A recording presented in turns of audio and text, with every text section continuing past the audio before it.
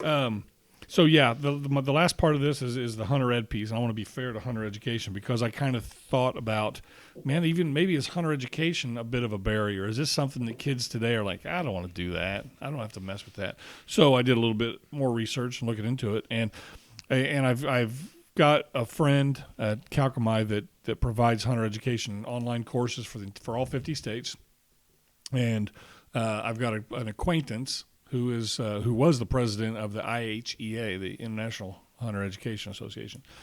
A few years ago, I was at their convention and saw some pretty cool stuff, some virtual reality, training and hunter education. So I looked into it, and they have a 100% online course with high def, HD videos and interactive stuff. It's really cool. So to be fair, I thought maybe that was a barrier. It shouldn't be. Yeah. It's a really cool program that they've got, and I think all kids, even if you have something of an interest in hunting, that might be a really good place to start. It's $19, and you take the course online, and there you go. It's that'll give you an idea if you're going to like this or not. At least from 100%. I think there's a parallel we talk about with hunting lease insurance.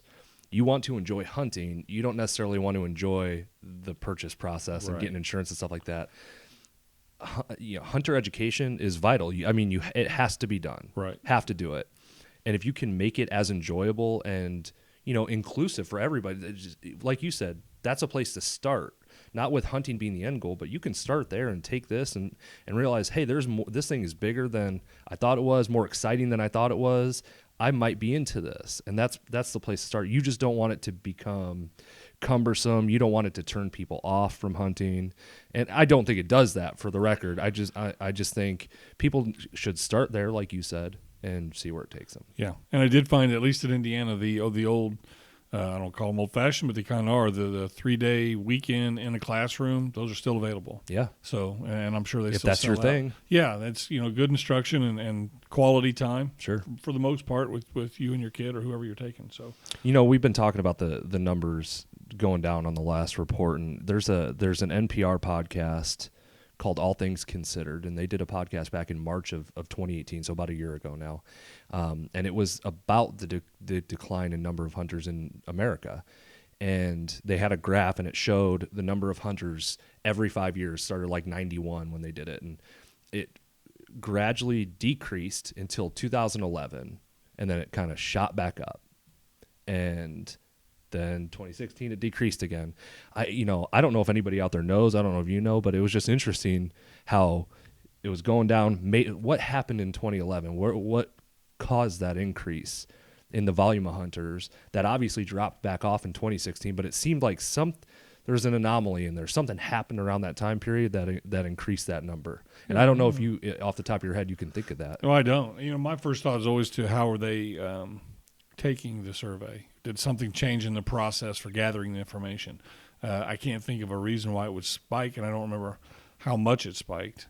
But that's something worth looking into. Here's the other thing, and this goes to just thinking differently. Hey, maybe less numbers are better. Maybe we're all better off with fewer numbers. Yeah. If they're educated and they're responsible to the game, yep, and they're responsible to the landowners, maybe we're better off with slightly fewer hunters. I don't know if that's the answer, but people think, we got to build the hunters. We got to build the hunters. The only reason you'd honestly build more hunters, just without even consideration, we just need more numbers. It's because you want to sell them more stuff. Sure. And so if that's your end game, then I'd question your motives. But if you want a healthy group of engaged people, citizens hunting, maybe fewer is better. Maybe fewer is better. Slightly because fewer. Well, there has to be an inflection point where we can have too many hunters. We can have too many deer. We can have too many. There's definitely a balancing act there. So, I never thought of it that way. Maybe I wouldn't say a decline in the number is good, but maybe we are finding a sweet spot here over the last 15 years where this is probably where it should be based on the amount of public land available, private land available, all the access there is in America. It's not growing, Right. The amount we're not adding land or acres to the country. So there's actually a hunter herd. We should are we managing our hunter herd properly? Who knows? But what I'm saying is you just got to think differently. Maybe that's the point. There's too many deer or not enough deer or ducks or whatever the game is. Yeah. Maybe there's, like you said, a sweet spot for the number of hunters we have. Yeah, and what we can support with public land and private access. And we've talked about typically our stance has been annual leases, and that helps manage game on certain properties, and it makes the property more healthy as far as game goes. And if you add too many hunters, you're just going to deplete resources. Mm-hmm. You're gonna run through property, and it's never going to be able to recover. So yeah, I don't know. This is kind of us.